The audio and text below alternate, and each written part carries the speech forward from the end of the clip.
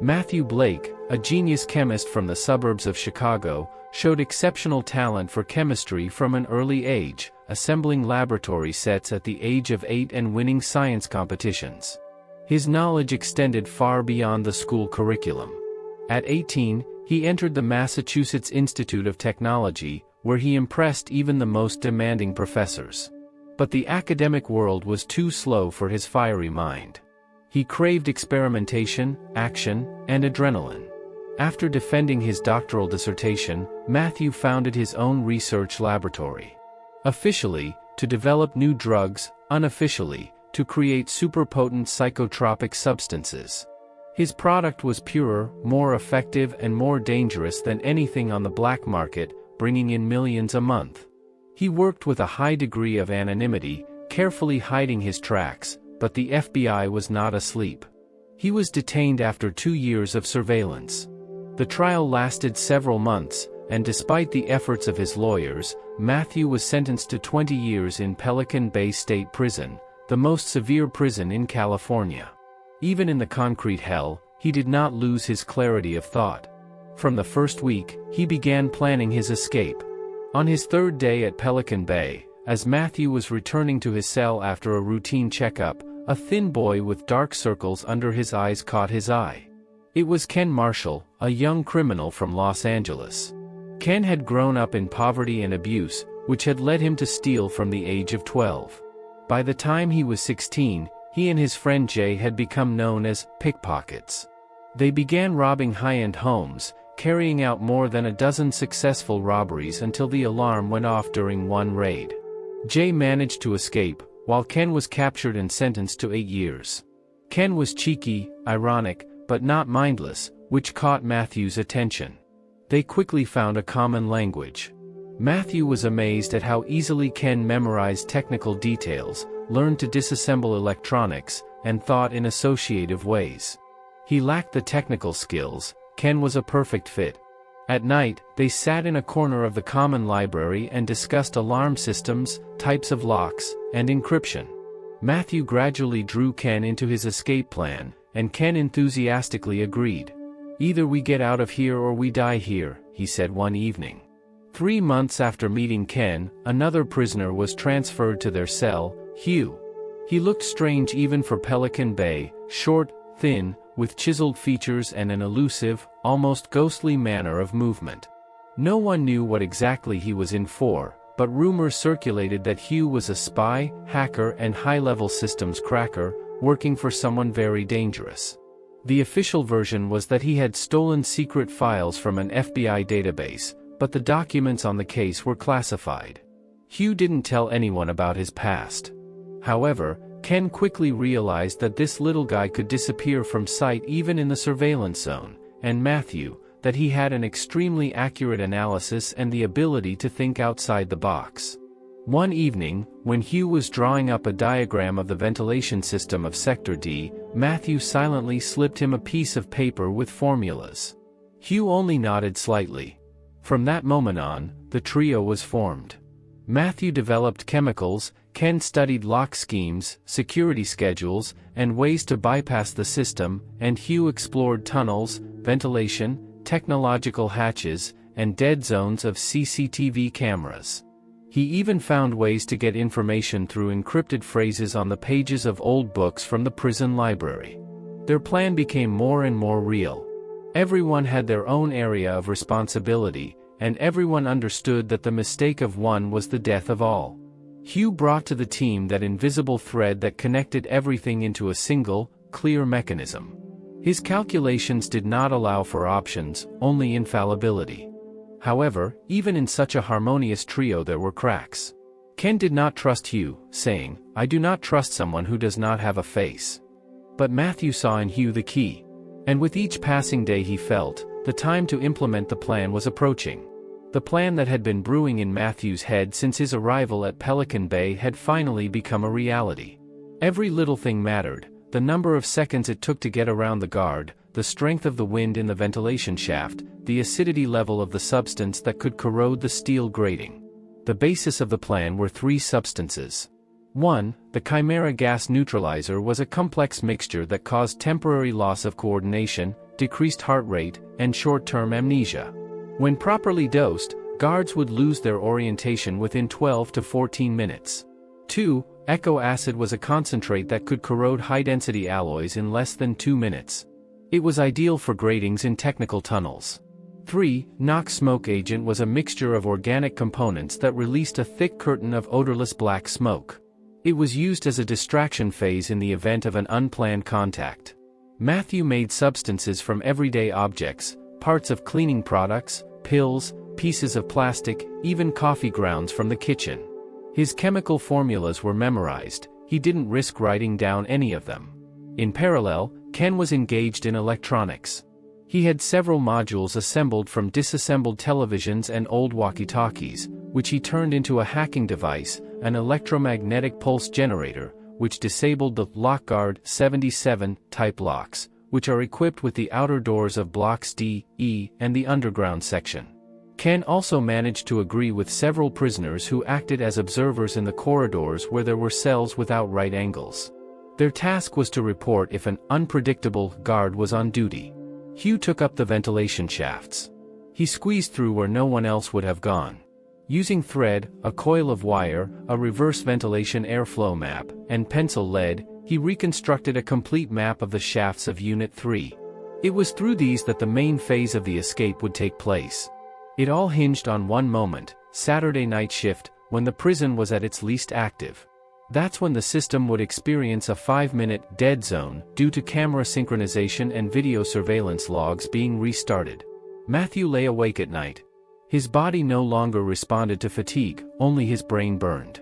He imagined various scenarios: betrayal, a technical error, physical exhaustion of one of the three. His notes, made in his imagination, even included instructions in the event of the death of one of the team.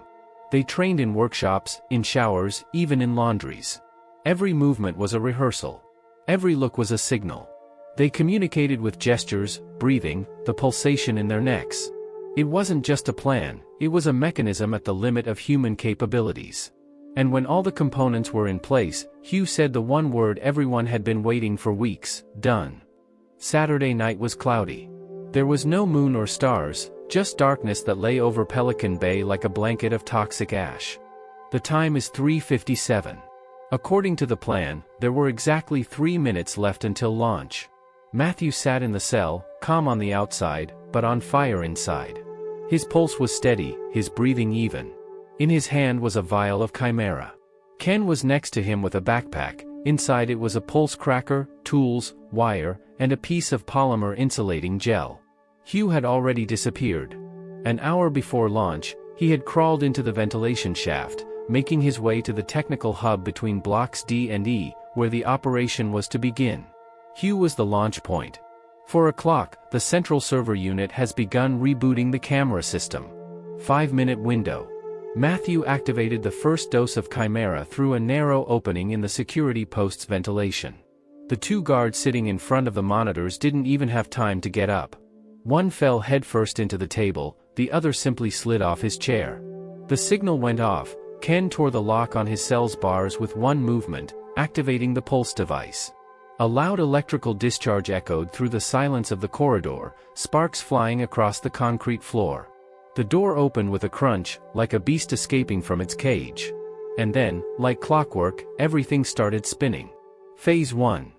Ken whispered, his eyes burning in the darkness as they moved down the corridor toward the ventilation entrance to Block E. Every step was measured, every movement part of a rehearsed choreography. Their steps were almost silent on the polished floor. Another prisoner was waiting at the corner, a probationary observer, a thin man named Stinger, who pretended to be reading a book, but his eyes were fixed on the end of the corridor. He nodded, barely perceptible, signaling that the change of guard in the corridor had gone smoothly and that nothing was obstructing traffic. At that very moment, a moment before they reached the ventilation shaft, there came a faint metallic crunch from within. It was Hugh, for his part, who had already unscrewed the grate from the inside, waiting for them. All three merged with the darkness of the mine like shadows. The ventilation was narrow, stifling. There was dust in the air that irritated the respiratory tract, and the metal of the walls gave off a piercing cold. Hugh went first, his body disappearing into the pitch darkness in a matter of seconds. Behind him was Ken, struggling with the limited space, his backpack clinging to the ledges. Matthew closed the way, his breathing was deep and measured, despite the claustrophobia that was beginning to squeeze his chest. Every few meters, a signal with gestures, barely noticeable finger movements, checking the path, listening to the line. Everything, as if at a rehearsal, but with every centimeter passed, the tension grew. But halfway through the route, something went wrong. A faint vibrating sound came from the shaft, as if someone was approaching from the other side. Hugh instantly put his ear to the metal, his body tensed like a string. Ice flashed in his eyes. "Hurry up." "Check," he whispered, his voice almost inaudible but filled with extreme urgency. Matthew paused for a second, running the diagram through his mind. This route had to be dead. If anything changed, they could be discovered before the second phase was over. A cold sweat ran down his back. Ken, without hesitation, moved forward and deployed the Nox, a smoke agent. The smell of something burning, similar to sulfur, filled the narrow space. If they were discovered, there should be a distraction. But instead of a guard in the opening, there appeared a rat. An ordinary rat, blinded by gas, which rushed back with a squeak. Hugh smiled at the corner of his lips, not a mistake, but the alarm bell still remained. Nerves were on edge. They continued. For minutes later they were in the technical room, filled with the hum of electrical panels and the smell of ozone. There the critical phase was to take place, penetration into the corridor beyond the service electrical airlock. Ken quickly set up the device. The timer was 90 seconds. The time seemed endless. Matthew prepared the echo, his fingers shaking as he opened the vial. The grate began to melt with a grinding sound that seemed unbearably loud, like the cry of dying metal. The clock was ticking. For 06, the camera system should have been back up and running by now. They were on time, right up close. The light began to flash. The fire system, affected by the smoke of the Nox, reacted, and a siren alarm was heard, piercing the silence of the prison, tearing it like paper. The emergency ventilation began to work, the roar of which drowned out everything around, but it was too late. They were already on the other side. Step by step, closer to the courtyard. There were 3 more sections to go through. The most dangerous part was security line number 4, where one of the prison's veterans, Roy Benson, was patrolling. The one who doesn't sleep. And it was his shift that was active this time. Ken slid down the column, his movement smooth as a snake, and pulled out the second generator. Matthew was already assembling the second capsule from the Chimera, his gaze focused. Hugh whispers, his voice calm but with a hint of tension, "The risk is high. But we can't stop." For 09, the lights in block number 4 had stabilized, the alarms had not yet gone full blast, but there were already occasional clicks as the system began to wake up. Guard Roy Benson walked slowly past the door to the technical sector. His figure, stocky, determined, with a heavy gait that echoed down the corridor, stopped at the junction of the corridors. He had the air of a seasoned predator sensing prey. The trio hid behind an old energy shield. Hugh clutched the canister of Chimera residue in his hand, his fingers white with tension. Ken pressed his hand against the body of the breaker, ready to give another impulse. Matthew whispered the dosage formula to himself, like a mantra, trying to concentrate. Benson stopped suddenly. His head snapped back to the shield, as if he had heard something. He leaned toward the floor and noticed a thin line of soot extending from the vent. His hand reached for the radio, but he couldn't reach it. Hugh jumped out like a shadow, his movements incredibly fast, and pressed the sprayer right into the guard's face. A sharp, hissing sound filled the air. "Run," he shouted, his voice a command filled with desperation. Ken rushed forward, untangling the wires, locking the system. The door opened with a squeak of an electromechanical lock. Matthew grabbed Benson's heavy body, limp from the effects of the gas, and dragged him into the technical closet. But he managed to press the panic button hidden on his belt, which was activated with a last-ditch effort. The counter began to count down, which sounded from the speakers in the corridor. For 11, the entire block came to life. The siren wailed, tearing the silence of the prison to pieces. Its sound was piercing and merciless. The lights flickered, creating chaotic shadows. Armed guards began to move in the corridors, their footsteps echoing loudly off the walls. The plan was cracking, but not bursting. It was still possible to get out. Hugh, without stopping, led them through a narrow service tunnel laid under the electrical panels. The exit was through a ventilation hatch into the courtyard. There, the rapid response forces were already beginning to gather. But another 30 seconds and they could slip through. Matthew ran out first. He held the remains of the Nox in his hands. He released a smoke screen that spread into a black, impenetrable wall. Behind him, Ken with a homemade shield made of metal panel, his face distorted with pain, but he kept running. A shout came from the loudspeaker, "Stop! Fire to destroy!" A volley of machine guns. Bullets ricocheted off the walls, metal crunched, walls trembled. Ken, covering Matthew, took the first wound in the shoulder. His scream mingled with the roar of the shots, but he kept running, gritting his teeth. They were almost at the outer fence when another volley hit Matthew in the chest. He fell, still breathing for a second, his eyes wide open, reflecting the light of the lanterns. "Go," he wheezed, his voice barely audible. "You have to get out." Ken stopped. He looked back. For a moment his gaze met the approaching guards. And he made a choice. He rushed forward, to the hatch where Hugh was waiting. The latter wasted no time. He pulled Ken into the shaft, his movements mechanically precise. The explosion of gas behind him shook the wall, showering them with fragments of concrete. But when they reached the last passage, another group of guards was already waiting. Their flashlights illuminated the exit, and the muzzles of their machine guns were aimed at the hatch. Ken rushed with his knife, his last, desperate throw into the fight. Shots rang out at once, shattering the silence of the night. Ken died instantly, his body going limp and falling to the ground. Hugh was gone. Only a plume of smoke remained and the open technical grill leading into the forest beyond the perimeter. No one saw him again. The escape from Pelican Bay became the #1 news story in all the national media. Journalists loudly called it the most daring breakthrough in modern U.S. history. The prosecutor's office, the Justice Department, and the FBI threw all their efforts into the investigation. The result was brutal: 2 dead, 1 missing. But it was this one who became the center of all the theories. Matthew Blake, a genius chemist, was found dead in a courtyard. His body was found with a gunshot wound to the chest, and next to it was a crushed vial containing the remains of a substance. An examination revealed that the chemical composition found in his belongings had no analogs in known databases. The FBI created a separate case based on his formulas. Ken Marshall died trying to break through the last border. A homemade note was found in his pocket, a patrol schedule. Handwritten, without a single mistake. But Hugh, he was simply not found. In the forest beyond the perimeter, they found traces of light footwear, branches broken at a height of a human height, and drops of grease, probably from an unknown mechanism.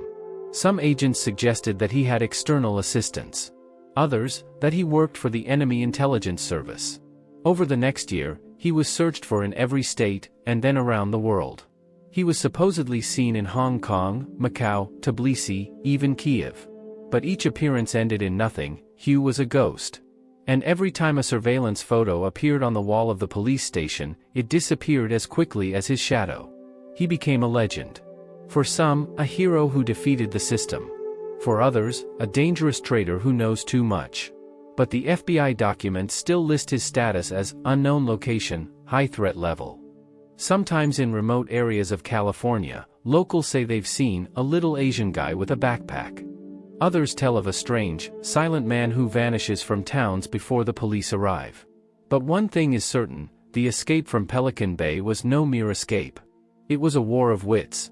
And though Matthew and Ken died, their plan worked. And somewhere out there, beyond the horizon, a ghost still lives, the final piece of this mad genius rebellion.